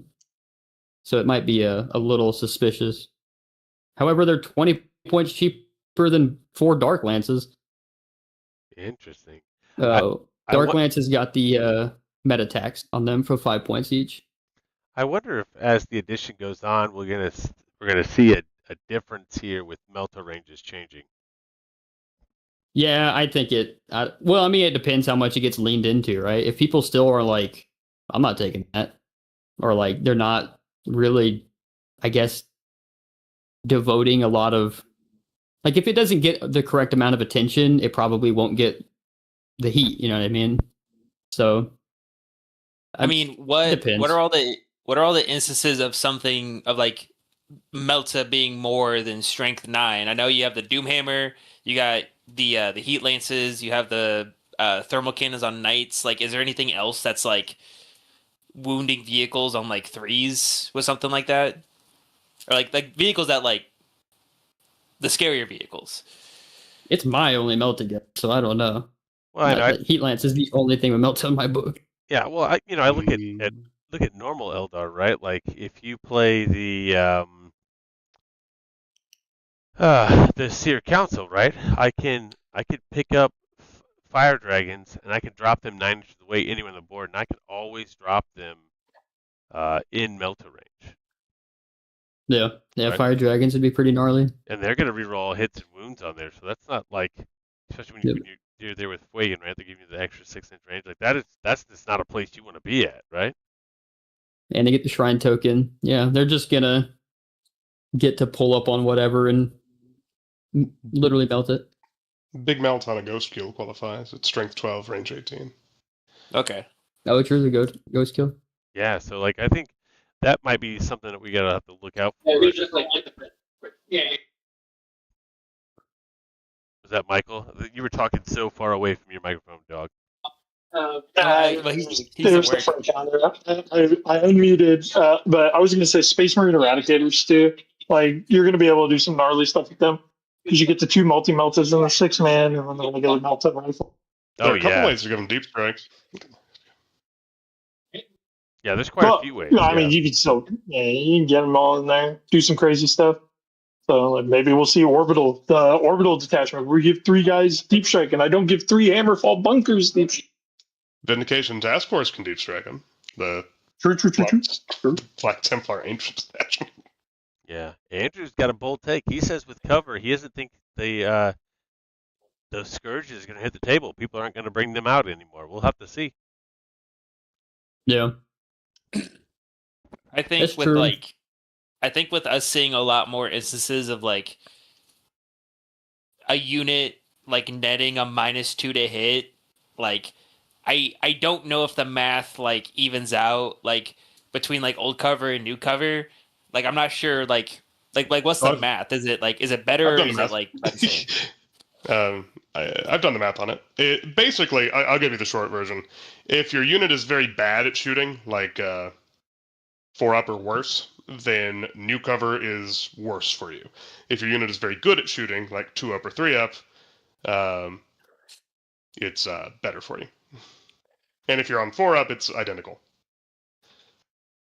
I feel bad for the orc player that wanted to bring a shooting army.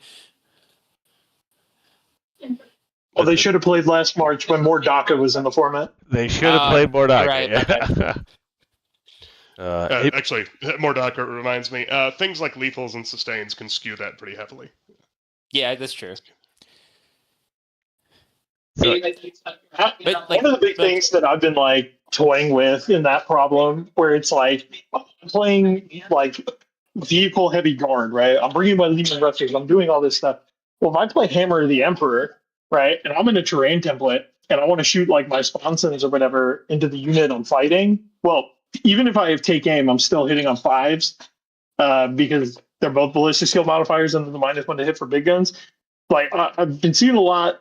And I personally think Hammer is like probably one of the better ways to play it. But then like Steel Hammer keeps coming in where you get the Vindicator rule. And like the Lehman Russ economy right now just seems so decent. So you just pull up with multi-meltas and your main gun and you're still going to hit on 4s because you get to shoot your blast weapons. So I've been doing a lot of toying with that. And you get really good dispositions with both. And so I'm just really excited to see like how all this stuff shakes out and how crazy we can make it, because with how transport rules are, I've been seeing a lot of like, oh, mechanized bridgehead, and like you and I, Blake, are both pretty hype about it because we love mech guard. I don't think it's going to be that good. We have a lot of 1 wound bodies, and the new like, oh, I lost a transport. Okay, that unit is basically dead. They're never going to do anything anymore because our army's leadership 7. We have to make battle shocks before we issue orders, and so like. Yeah, we're just dead in the water if our transports are gone. That's why like Centaurs are borderline unplayable at 75 points. Chimeras and Tauroxes are really good, but I don't know. I'm curious. I'm excited. I'm excited to solve all this. There's so many cool interactions. I'm very excited for it. Yeah, I know. From the ashes of the 4 Rogaldorn list will rise the 6 Lehman Russ list.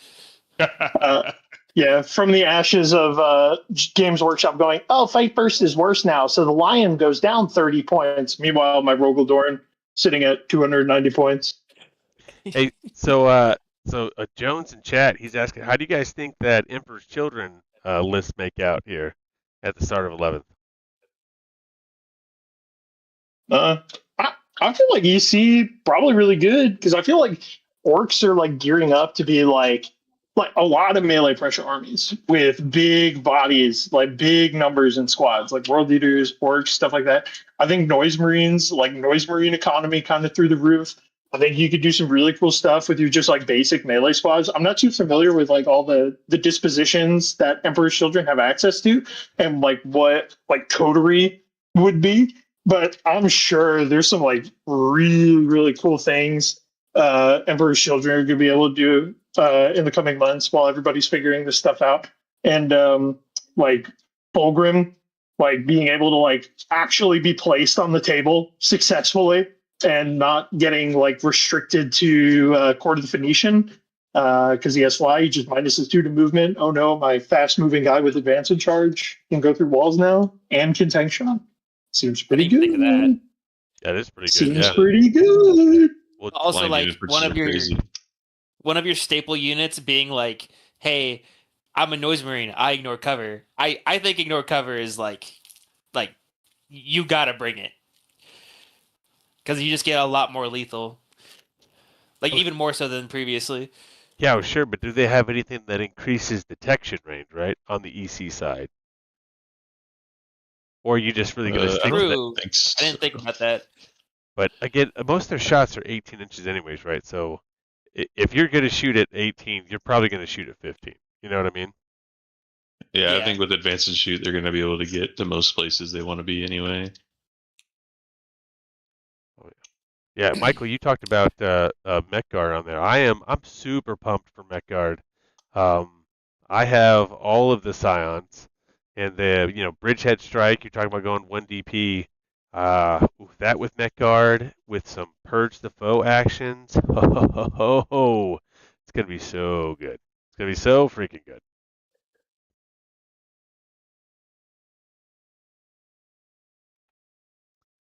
Levi's asking, what is Blake going to play in 11th? Blake is going to take, I think, a break from some Votan. I'm a little Votanned out. So I'm going to dip back into this Eldar and Guard pile of people I have. I think just test it out, test the waters out, before I commit something for a while here. You get those Black Templars on the table eventually. Jesus, dude. I mean, Yeah. Templars look cool. Yeah. My take on new edition is like playing an army that has access to like a lot of different ways to play really like lets you like learn more of the rules of the edition faster. So like playing like older armies like Guard, Space Marines, Eldar, like you have all these different ways you can play stuff. So you're like, oh well, I didn't like this. I'm just gonna go and do another. Like I'm gonna play the same army but a different list with like but with like the newer armies, EC and stuff like that, where your like model range is a bit more restrictive, you're kind of like shoehorned into like only a few ways to play. No, yeah, I agree. And I do believe that your faction may have access to a disposition, but that does not necessarily mean that you're going to be good at that disposition. Oh yeah. Definitely, I think, again, I'm going to go back to Eldar, right? Like, I mentioned Windrider Host. Something I'm thinking about pairing with that is the Armored War Host, right?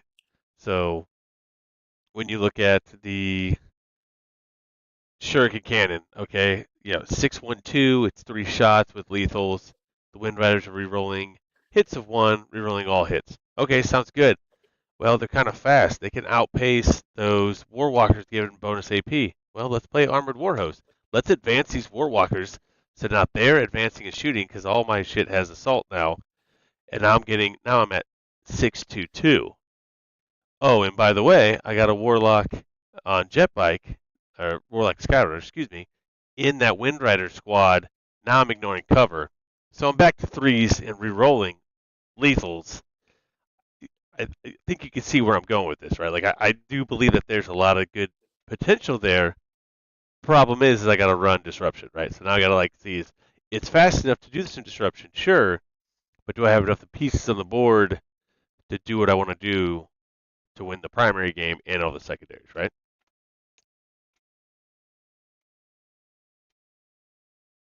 Yeah, it definitely opens up a lot of like really cool, unique list building. Like I've been toying around a lot with like Hammer of the Emperor and like Recon or Hammer of the Emperor and Bridgehead, and just like sure there may be a realm where I don't always want to take Purge the Foe for Hammer because I'm bringing a lot of chaff, and like Danny said, like you don't really want a lot of like the chaff and like the Purge mirror. Like that's freaky. That's not good. You want less stuff. So having the option to go into like Recon or Priority, it's pretty cool. Like I'm really enjoying how like there's a lot more skill and expression going into the edition. It's sick. Yeah. Well, isn't part of Purge like you like kill like if something in your opponent's army kills one of your units, don't you get points for killing that guy? I don't know. It depends on the exact matchup. There are 5 different versions of Purge. One of them does that. Does that happen in the Purge mirror? Let me double check. Oh yeah, I guess I can pull it up here instead of looking at the. I love looking at Woody's Danny, thing. pull here. that up. Danny, pull Yeah, that up. let's pull that up, man. All right, let's do it. Let's go to the Because old like if Warhammer community. Because like if that happens in the mirror, right? Like let's just say guard, Steelhammer goes into knights, right? You bring a bunch of shitty units, right? Oh well, the knight player's gonna kill like your Cadians running out there, your horses and stuff. You're like, oh, like that's the knight I'm killing this turn. You just blow it up. Like I feel like I think the mirror thing even has like when you have a lot of units, I think that's still like not a bad place to be. It's punishment. It's the disruption matchup that does the grudge thing. Oh, okay. What is it in the? Is it in the core rules and the I'm trying to understand. Is it the tournament companions got all that stuff? I can't remember here. Which one's got the? That website I linked to earlier today. Yeah, you did link that on Signal, but I'm on my computer here. Let's see here. I've got it in front of me. What do you need? Oh, I just wanted to pull it so the people at home could see it, my man. Oh, I'll send you the link on Discord. Oh, the base board. Yeah, do that. Yeah, this is not what I thought. That's all the base sizes in the garbage in the tournament companion. Maybe it's the event companions. Or I mean, show me the link here. Let's go here. Yes, there we go.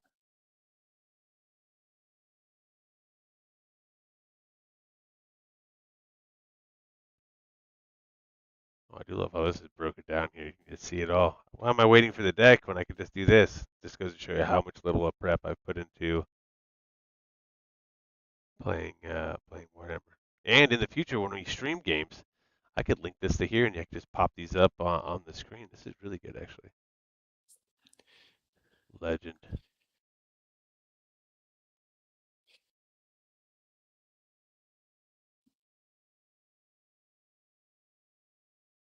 Very good. Cool. Go back.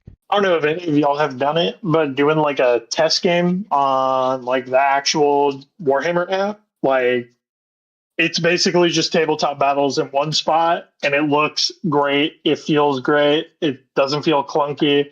Games Workshop did not pay me for the sponsorship. It actually is like Just chill. a function. It's a functional app. It's pretty good. I really like it. What if you say Game Store employee? I guess certified Games Workshop TEO here, promising you the product is great. Yeah, I haven't actually looked at it yet. Being able to link it to a BCP event so your scores are automatically uploaded, that's neat. Tabletop battles stop plummeting. They're going down the drain. It's over for them. They made it. They made the app. Oh, well. So where's the data gonna go? Is Games Workshop gonna have like their own like Goonhammer stats thing, or is it just gonna feed into Goonhammer?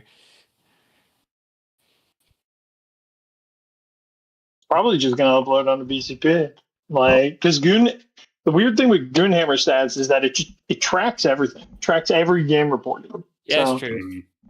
So Hey, like Michael. in a world. Oh, I'm sorry. I don't want to interrupt, Michael.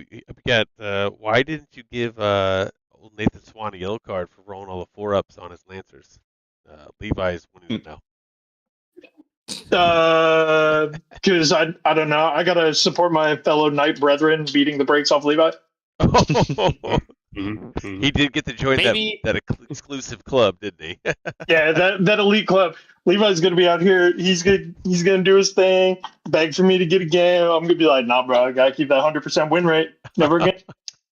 Maybe if Levi was wearing his Mongoose jersey, there would have been some. True.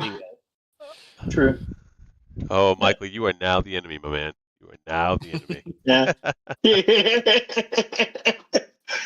He'll be okay. I'm too busy judging events. He'll never get to play me. Well, you talked about that, but you are going to play at the 5-man, though. Is that not correct? That's the goal. However, Frank has added me as a judge, so I don't know anymore. Oh, my God. Just leave. Oh, Philip is now joining the chat, too. Holy Lord, guys. Just leave, Michael. Just like, no, man, I'm out. My dog, I'm sick. I threw up. Gotta take your goldfish to the dentist. Yeah. I'm excited. Like, let me know when we want to get a game in, because I want to get a game in on stream with you. Have a good time. Test my Baneblade list out. I got some new tech. I think Gage talked about it a little bit. He hasn't even been able to play the Baneblade list yet. It's his list. It's our best in faction. Wait a minute. So if Levi can't handle T9 or T11 Lancers with a 4-up, how's he going to handle T13 Baneblades with a 4-up? The math's not math. Exactly.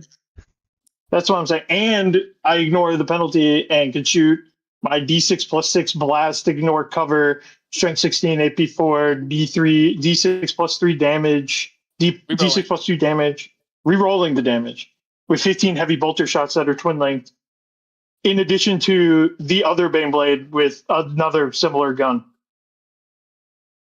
I'm calling it right now. Levi's cooked. He's Baneblade cooked. That's what I'm saying. Yeah. And then he's gonna everything within 3 on a 5-up. I will say this: I played against a tier 2 player that does not have the skill level of Levi. They put a hyper adaptive Ravener squad into it, and it went down to like 12 wounds. And I was like, okay, I guess I'm not making 4-up involves today. I don't know. Levi's saying he can move block him. He's gonna be okay. He's gonna be okay. Okay. Move blocking doesn't exist anymore, buddy. I could just go through you. You didn't know? I gave my Baneblades fly. I get a 4-up invul and fly. Well, you actually rolled high enough on the advanced roll so you can go up and over them. Like the 30-inch movement. Hey, don't forget, pivot's free now. The Baneblade pivoting, you're gonna get a lot of movement. Oh yeah. You're slinging like 4 inches around there, dude. I'm not used to that at all. Gotta start somewhere. Yeah. No, I'm excited. I'm just kidding. I love you, Levi. I just wanted to get you worked up.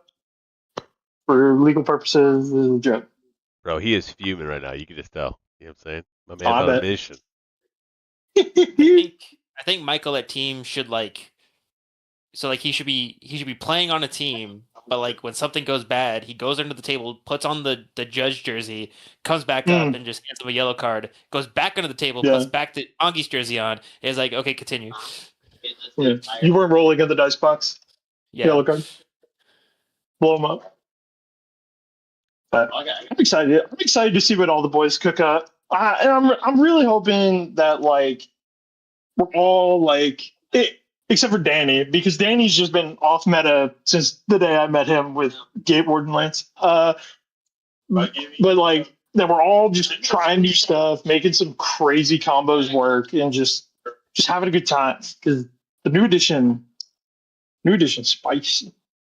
The Lawless Land that is a new edition is always like it's gonna be like the best part of it, and then we're gonna end up in the worst. In the worst, and then we're gonna end up in the meta slop territory where the top 6 tables at every event are Tau. Yeah. Well, Michael, Philip here wants you to try Lysander and the Emperor's Shield combined with Librarians. Seems real good. Imperial. Yes. Philip, I have a list for that. I'm at work. I can't post it, but I will send it to you in DMs. You're saying your list is not safe for work. Yeah. The Marvel set comes out tomorrow, and I'm busy like going through all the cards we opened up and getting them ready to get imported into the system. So, and we close in 10 minutes. But yeah, Philip, I'll shoot you what I cooked up for it, dude, because it's looking crazy. Like I'm either deep striking Hellblasters or I'm doing stuff with Sternguard, and whatever I do, it looks spicy because the AP1 on regular Terminators, along with the 10-point reduction, is insane. You get the +1 to hit and ignore cover, so you're just like ignoring everything. You just blow up whatever you want, and And yeah, I'm excited for it. I'm excited. I'll send it to you. Also, I'm gonna circle back here. You were giving Danny props for playing the off meta stuff. You literally know the one guy who went X1 at a 6-round event with Spirit Conclave. No shout out. What is this? What is this? I actually forgot you brought Spirit Conclave to an event. I'm gonna be real. Yeah, unfortunately, you made it meta. Yeah. I saw people trying to copy that afterwards. I actually played against the guy at ATC playing Spirit Conclave. You know what I've never done? See anyone play Gate Warden. Wow. Okay. All right. The disrespect. I think people will play Gate Warden now. I would be questioning them if they didn't, because when I was like, oh, Gate Warden, just get big. Just get big. All right. And I I don't think it got more powerful. It got more forgiving, if that makes sense. Yeah. Well, I mean, I don't know, bro. You were kind of downplaying it a little bit.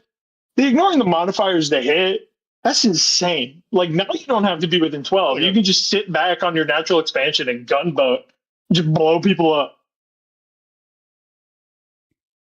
Mm-hmm. Unless you don't want to. Oh, and then if you don't want to... I'm definitely going to do Gate Warden. Yeah. I think you do it. It's going to be cool. And then you could be like, I was playing it before it was cool. Here's my 90-something% win rate. Danny was a menace. I'm excited. He was a menace. He's evil. Terror of Guild Ball games. Let's see. I do see Hayden has kind of snuck himself into the Discord here. If he's got anything he wants to add on us to this beginning of 11th discussion here. What's up, dude? Hey, how you been, man? Good, busy. It's okay. It's all right. They got Charizards in the background. Everyone's busy, you know? Shit, I thought I muted. My bad, bro. I'm ruining the production. How you thinking, my man? What are you looking forward to here? Trying out for that 11th, huh? What are your thoughts? Dude, I've got quite a few lists. You're all gonna love it. I can run Scintillating Legion with Purge the Foe because you just run it with the it's the new detachment with the heroes. What's it called? Lords of the Warp. And it's basically the same thing. It's Bellicor, Kairos, Triple Lord of Change, and some chaff. You just run Purge with Scintillating. I got Plague Legion, so Trent and Levi will be stoked. Obviously, points went up a little bit, but I can still make Triple Guo, Rodigus, Poxbringer, Sloppity. 4x10 Plague Bearers, 2x3 Nurglings, a Beast of Nurgle, and Plague Drones fits 2,000 points on the nose with some enhancements. So that'd be taken hold and you just battle shock the hell out of your opponent. I kind of want to mess around with the Creations of Bile CSM. I'm not sure if that or Hurons is better, but Bile is Purge the Foe, which I think is pretty good. I've been kind of messing with Custodies, but not really feeling it. And then there's a couple World Eaters lists I want to try. There's a Berserker Warband. And then I really want to mess around with this Possessed Vessels one, where it's Vessels of Wrath, the new updated one, combined with that Possessed Slaughterbound detachment. And it's just like, was it 12 Exalted 8-bound, 12 8-bound, and like triple Slaughterbound, which I don't have, so I'd have to borrow some off of people. I only have one. And like a Lord on Juggernaut. But you'd basically just be spamming a bunch of 8-bound and going for Purge the Foe. And then the detachment has a strat for like +1 damage for either the 8-bound or Exalted 8-bound, depending on your target. So it'd be really fun, but I haven't got to test it yet. Okay. Very good. Very good. Danny, Levi's asking, if you weren't playing Knights, what would you be playing? Oh, no. I currently own Delve Assault Shift Votan, which require very little change for 11th edition. In fact, they just got better and cheaper, I think. And I promised Michael that I will run those at a Guild Vault event soon. I got my bag, bro. Primarily My because bag. he's told me I'm not allowed to win painting anymore unless I bring a different army. The horror. I don't think I ever said that. Oh, I think you're lying. Isn't it in the chat? Don't we have the receipts? I think we have the receipts in the chat. I might have said it, but it was a joke. I will definitely keep picking Danny's Knights to win if they're the best. If they're the best painted army, and consistently they are. It might not have been you, but Wilmer at High Ground and Reno at Game Night have both told me that. Oh, Look, if people want to win best painted, paint a better army than yours. Easy as that. there you go. I currently own those and they're assembled. I'm working on Iron Hands as well. I also have 2,000 points of Custodians. Like I bought 2 of the Battle Forces, and I might do those eventually. Levi's letting me know I didn't ask the full question. I'm supposed to ask, what would Danny play if it wasn't Knights, and why is it the Slaanesh Demons? I don't know, a single Chaos army. If I did Chaos Demons, I'd be inclined towards Shadow Legion. Do something weird with like the various CSM units you can bring in. I don't know what I would do. It would probably be bad. I have a weakness for Traitor Guard. Figure out a way to do Traitor Guard Chaos Shadow Legion or something. Let's see. Philip over here, he says he's got some sweet Dark Angel stuff in the works. Azzy with 10 Hellblasters in the plasma combined with a Libby Bomb and speeders. But he claims he's going to be on Sisters when we see him this weekend. What are we on? Hollowed Martyrs out there, Philip? What are you doing? What are you cooking with? Oh, Philip was telling me it's some tech, bro. It's sick.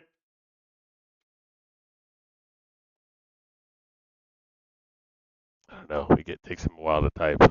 Who knows what could be coming through right now?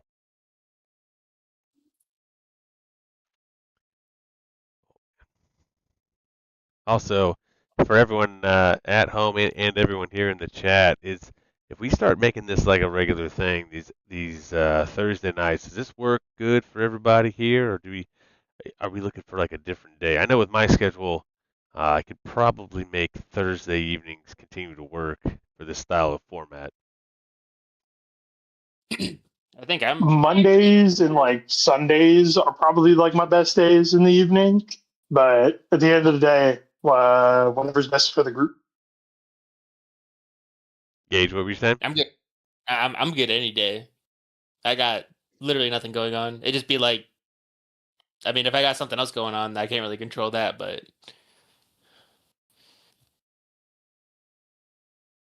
Okay. Works well enough for me. Just depends on how quickly I get back from teaching my evening class. Yep, makes sense. Clayton, you still there? What's up? I'm good most weekdays, as like around this time, perfectly fine. Cool, very good. I'm pretty flexible. And then Hayden, I know you and I schedules can be quite crazy. Yeah, I'll be able to make it when I can. So yeah, just I'll pop in if I can. If not, I'll see you next week. Perfect, very good. And Philip says it's gonna be Armor of Faith with those Sisters. Guys, I don't want to keep you any longer. It's 10 o'clock. I got a call sign party tomorrow, so we're gonna have a big party at the house, potluck, lots of food, lots of drinking. I have a horn that I like to drink out of. It gets really crazy.